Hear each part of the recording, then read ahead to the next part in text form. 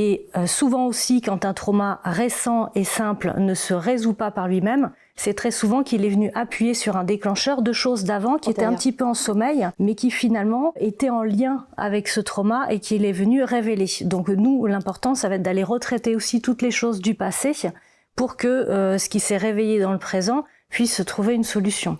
C'est pour ça que parfois, c'est des traumas minimes qui viennent déclencher toute la symptomatologie post-traumatique.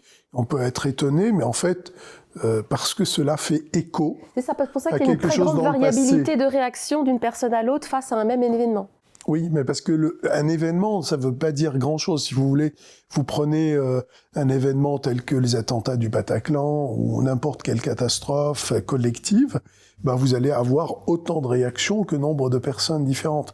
Parce que il y a des différences biologiques, individuelles, historiques dans l'histoire personnelle, mais aussi il y a une différence d'exposition. Il y a un niveau d'exposition au risque. C'est pas le même si vous étiez tout en bas devant la Seine au Bataclan ou si vous étiez en plein milieu. Vous voyez, il y a un niveau d'exposition au traumatisme qui est différent, et on sait que la sévérité, l'intensité, le sentiment de perte de contrôle au moment de l'événement sont des grands prédicteurs la dissociation. De la dissociation, des réactions post-traumatiques. Un prédicteur. Finalement, un psychotraumatisme,